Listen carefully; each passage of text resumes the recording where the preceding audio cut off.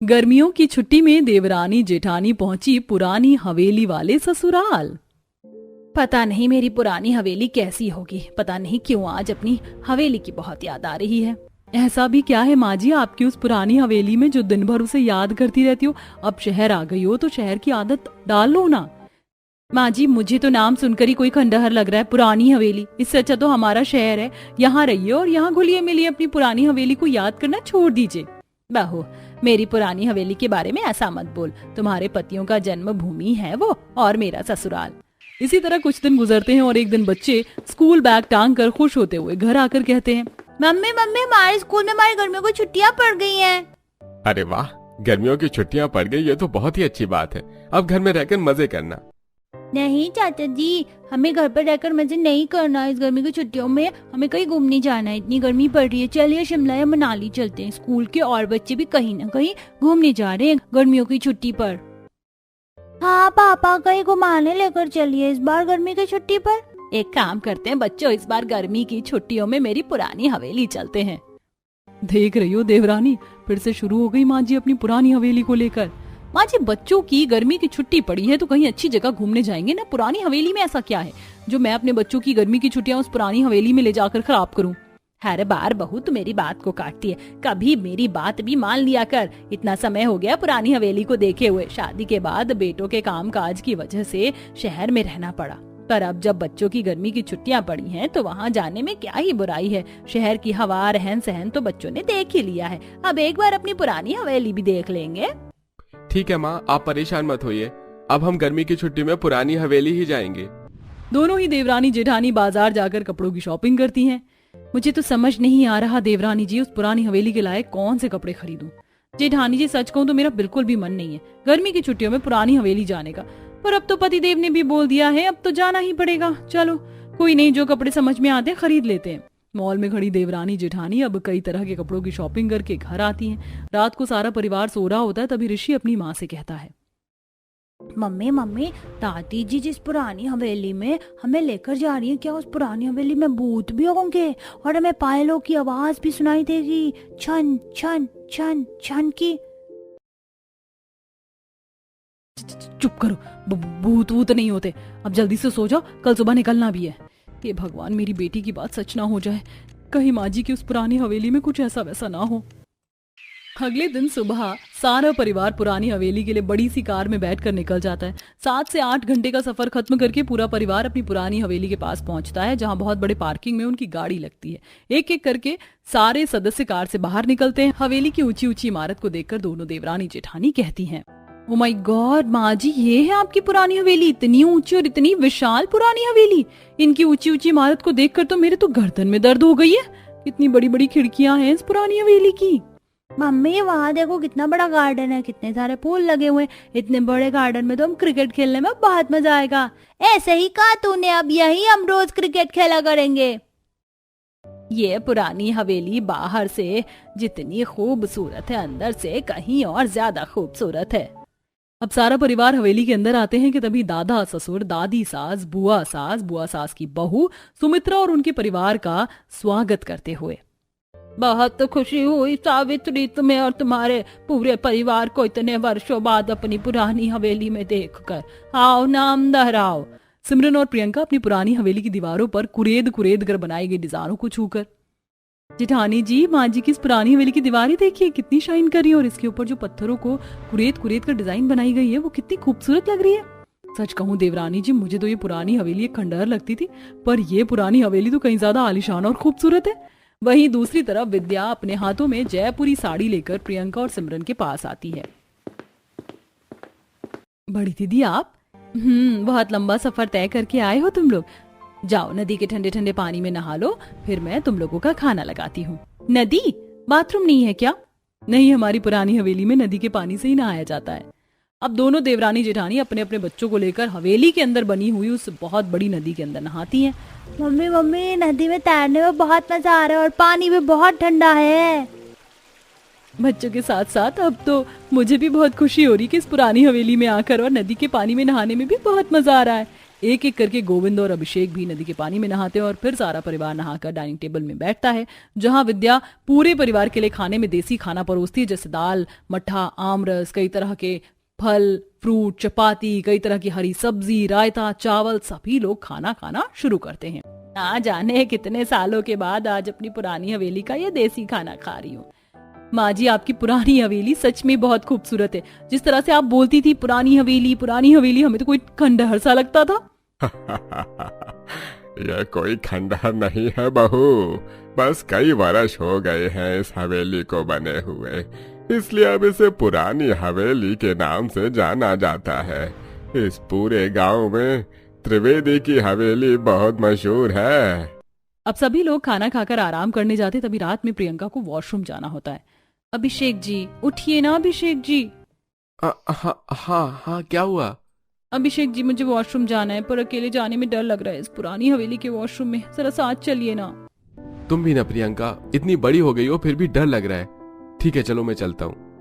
अभिषेक प्रियंका को लेकर हवेली के बहुत बड़े वॉशरूम में लेकर आता है। प्रियंका वॉशरूम के अंदर जाकर, बाप रे, हवेली का ये वॉशरूम कितना बड़ा है, इतने में तो शहर में 4 कमरे बन जाते हैं। इसी तरह अगले दिन सुबह सावित्री अपनी दोनों बहू को लेकर उमेश्वरी, कविता और विद्या के साथ अपनी हवेली के बहुत बड़े बगीचे में आती है।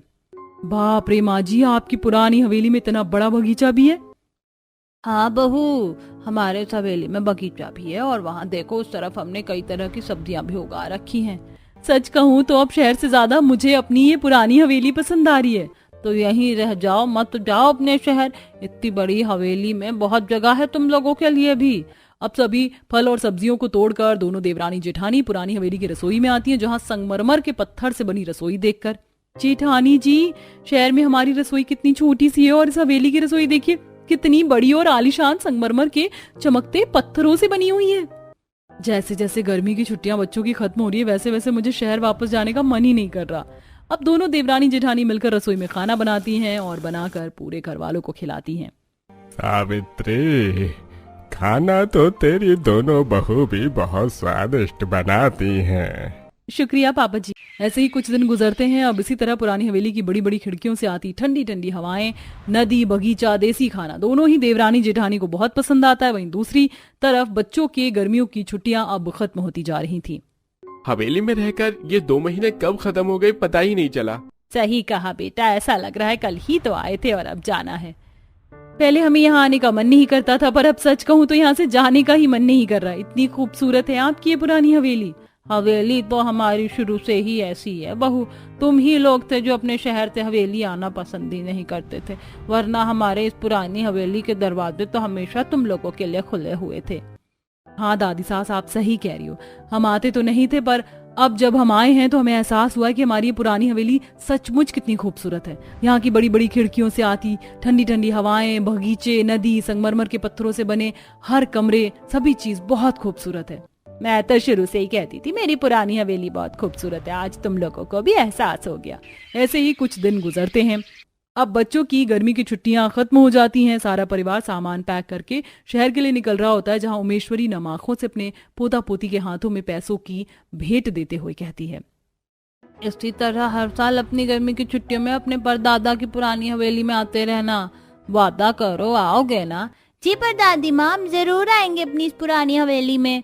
इसी तरह उमेश्वरी सावित्री, प्रियंका और सिमरन को गले से लगाती है। तुम लोग भी अपना ध्यान रखना, शहर से फोन करते रहना और ऐसे ही अपनी पुरानी हवेली में आते रहना।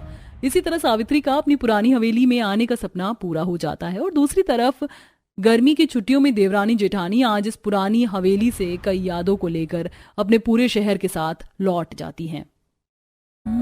कितनी अच्छी खुशबू आ रही है। वैसे ये ठेली वाला क्या क्या बेच रहा होगा? राखी अपने घर के दरवाजे पर खड़ी हुई अपने मोहल्ले में आई हुई फास्ट फूड के ठेले को देख रही थी। राखी एक गरीब लड़की थी। मोहल्ले की सारी ही लड़कियां इनसे कुछ ना कुछ खरीद ही रही हैं। मेरा भी दिल करता है फास्ट फूड खाने का, लेकिन कैसे खाऊं? माँ से पूछती हूँ, अगर माँ ने मुझे थोड़े से पैसे दे दिए तो फिर मैं भी फास्ट फूड लेकर आऊंगी। राखी ऐसे बोलकर अपने घर के अंदर गई। घर के अंदर जाकर उसने अपनी गरीब माँ से फास्ट फूड खाने के बारे में बात की। माँ, बाहर चाउमीन और बर्गर बेचने वाला आया है, आपके पास पैसे हो तो मुझे दे दो। सभी ले रहे हैं, मेरा भी मन है। बेटा कहाँ से दे दूं तुझे पैसे? घर में 2 रोटी भी मुश्किल से बनी है और साथ ही लगावन को भी कुछ नहीं है।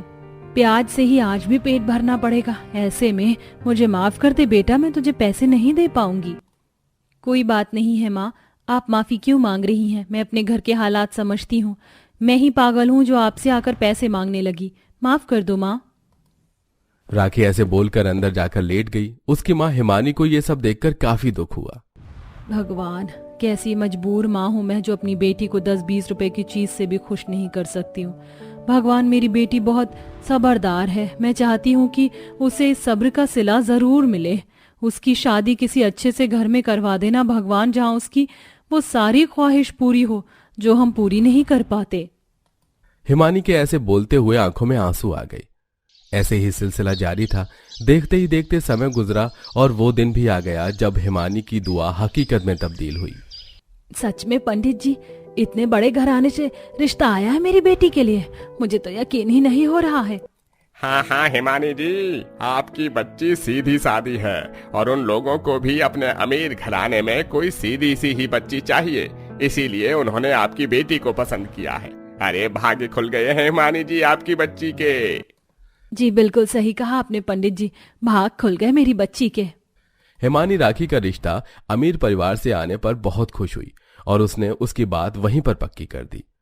देखते ही देखते ऐसे ही समय बीत गया और वो वक्त भी आ गया जब राखी अपने गरीब मायके से विदा लेकर अमीर ससुराल में आ गई। हे भगवान, कितना बड़ा घर है। इतने बड़े घर में से तो मेरे मायके जैसे 5-5 घर निकल जाएंगे। भाभी, भाभी किस सोच में हो? लो आ गया आपका कमरा। कुछ नहीं, ये मेरा कमरा है। मानवी ने राखी को उसके कमरे में छोड़ दिया और जहां बैठकर राखी अपने कमरे को भी हैरानी से देखने लगी। कितना बड़ा कमरा है और सारा सामान भी देखने से महंगा ही लग रहा है। राखी, कल तक तू छोटी सी झोपड़ी में रहती थी और जरा आज देख तू कहाँ है। अब यहाँ पर मैं अपनी वो सारी इच्छाएं पूरी करूंगी जो मायके में अधूरी थी। मैं यहाँ अच्छी अच्छी चीजें बनाकर खाया भी करूंगी और खिलाऊंगी भी। साथ ही मैं अपने पति के साथ भी बड़े बड़े महंगे रेस्टोरेंट में खाना खाने जाया करूंगी। कल मेरी पहली रसोई है तो कल भी मैं सभी के लिए पनीर के पकौड़े और साथ में बिरयानी और मीठे में खीर बनाऊंगी। राखी ऐसे ही खुद से ही बातें करने लगी। देखते ही देखते सुबह भी हो गई और अब राखी की पहली रसोई का वक्त था। माँ जी बता दें कि मैं पहली रसोई में क्या बनाऊं? मीठे में हलवा या खीर? जो भी आपको खाना हो बता दीजिए। बहू, हलवा या खीर? बहू, मेरे घर में मीठे में हलवा या खीर नहीं खाते हैं। हलवा और खीर दोनों चीजें बस चीनी ही चीनी है। मेरे घर में मीठे में बस फ्रूट सैलेड बनता है।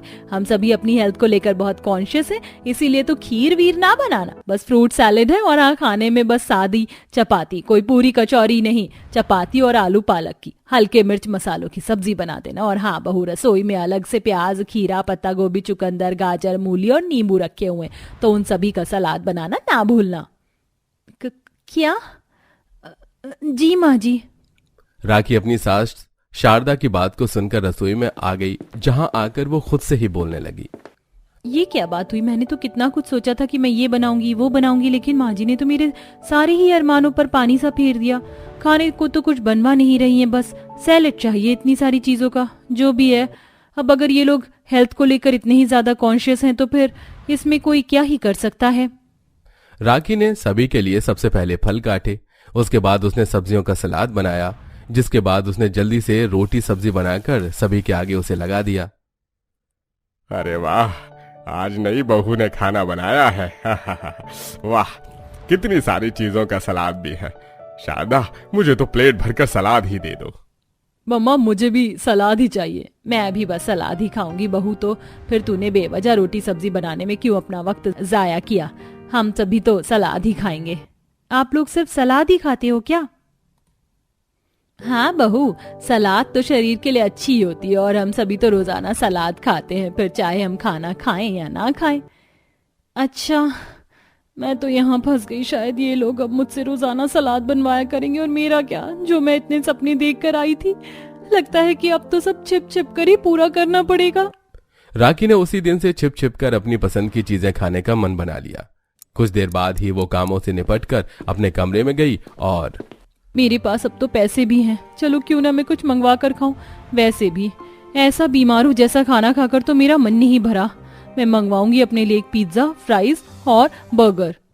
राखी ने ऐसे बोलकर अपने घर वालों से छिपकर अपने लिए खाना ऑर्डर कर दिया। कुछ देर बाद ही उसका खाना आ भी गया, जिसको लेकर राखी कमरे में चली गई और मजा ही आ गया ये खाकर। तो अब से तो रोजाना मैं ऐसे ही खाया करूंगी। मेरे घर वाले भले ही खाते रहें ये सलाद वलाद। राखी ने ऐसे ही खुद से ही बातें करते हुए सब कुछ खा लिया और फिर उसने सारा खाया हुआ साफ भी कर दिया।